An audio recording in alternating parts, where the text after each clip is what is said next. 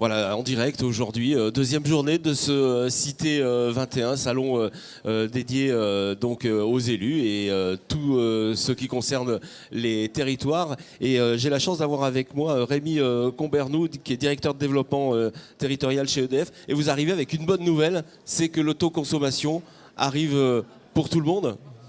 Oui, bonjour. Alors l'autoconsommation aujourd'hui prend son envol parce que c'est une attente forte des clients.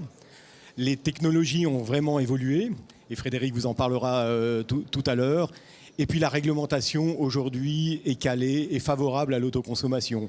Donc toutes les conditions sont réunies pour que l'autoconsommation se développe de manière très forte en France dès maintenant. Alors Rémi, expliquez-moi comment ça fonctionne l'autoconsommation. Ça veut dire qu'on peut produire de l'énergie et la garder ?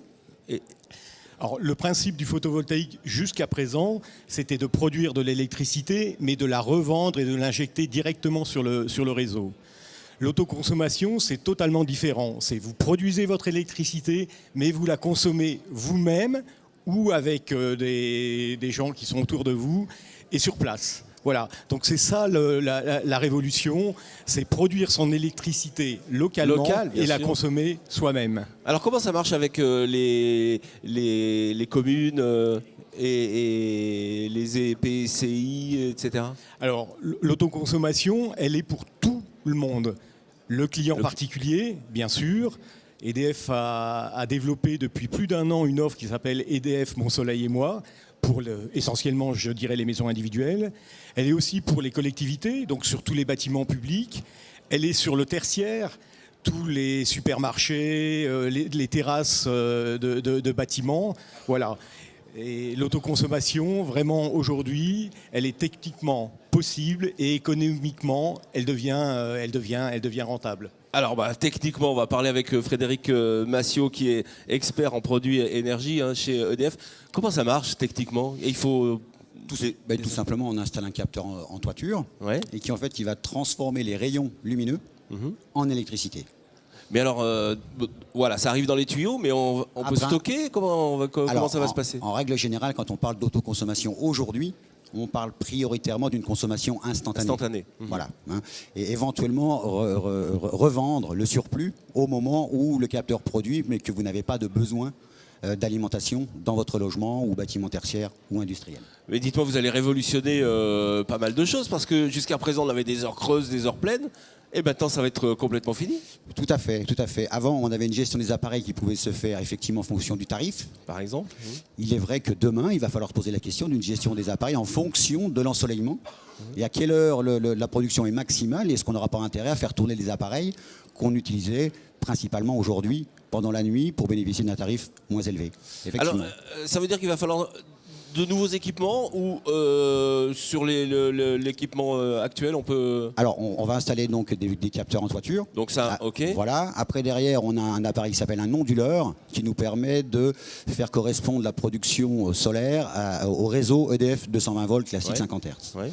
Et après, derrière, donc, on alimente les équipements, mais on peut effectivement imaginer qu'il y ait des systèmes de régulation pour, par exemple, déclencher le chauffe-eau électrique en journée plutôt que d'attendre qu'il se recharge pendant la nuit. On peut envisager ça par exemple. On peut à des moments précis faire fonctionner plus la climatisation qu'à d'autres moments. Voilà, c'est-à-dire jouer sur les usages de l'électricité qui devront correspondre le plus possible, si on veut rentabiliser son installation, à la production solaire. Avec des répartiteurs, des choses comme ça ? Oui, des automatismes tout simples. Tout le monde aujourd'hui connaît le principe du relais heure creuse chauffe-eau. Ben voilà, plutôt qu'il soit alimenté sur un signal tarifaire, il sera alimenté sur un signal de production d'énergie. Ça n'aura rien de compliqué. Frédéric, vous avez parlé du solaire, mais on peut parler aussi d'autres... Alors, Rémi en a parlé. Là, il y a des éléments des pouvoirs publics qui sont sortis cette année pour parler d'autoconsommation. C'est vrai qu'en théorie, l'autoconsommation, c'est tout simplement de la production décentralisée. Donc on pourrait se dire qu'on pourrait le faire avec d'autres énergies. De l'éolien, de la biomasse et autres. C'est vrai qu'aujourd'hui, les pouvoirs publics, pour tout ce qui est autoconsommation, l'ont centré sur le photovoltaïque.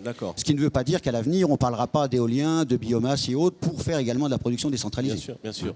Mais pour l'instant, voilà. Tout ce qui est sorti en termes d'aide financière, notamment, est ciblé sur le photovoltaïque. Alors, Rémi, aide financière, on peut en parler justement ? Alors, les pouvoirs publics là, ont vraiment défini des modèles d'activité qui permettent d'avoir une bonne visibilité sur un certain nombre de typologies d'autoconsommation. En 2 mots, sur l'autoconsommation individuelle, donc la maison individuelle, là les tarifs sont calés. Si vous produisez et que vous ne pouvez pas autoconsommer, vous pouvez réinjecter sur le réseau et il y a entre guillemets, une aide sur le surplus. Il y a une aide à l'investissement en fonction de la puissance. Voilà, donc sur l'autoconsommation individuelle, les choses sont vraiment calées. Et c'est le domaine où vous pouvez faire du stockage. Alors, voilà, où en est-on pour le stockage ? Donc sur l'autoconsommation individuelle, par exemple, notre filiale fait des offres 3 kg, 6 kg, 9 kg de stockage. Quand vous êtes à 3 kg, vous pouvez avoir entre guillemets 50% d'autoconsommation sur votre consommation globale. Si vous êtes à 9 kg, vous pouvez aller jusqu'à 70, 80, 85%. Voilà. D'accord. Après, deuxième critère, c'est des installations de moins de 100 kW. Alors 100 kW, ça ne parle pas forcément à tout le monde, mais si un ordre de grandeur, c'est 600 mètres carrés. D'accord. Voilà. Donc avec 600 mètres carrés, là aussi les tarifs sont calés. Il y a une aide à l'investissement de 400 € par kilowatt et il y a un tarif de revente du surplus. Quand vous êtes au-delà de 100 kW, donc au-delà de 600 mètres carrés, là ce sont des appels d'offres qui sont lancés par les pouvoirs publics. Notre ministre a dit en début de semaine qu'il allait les doubler, les tripler.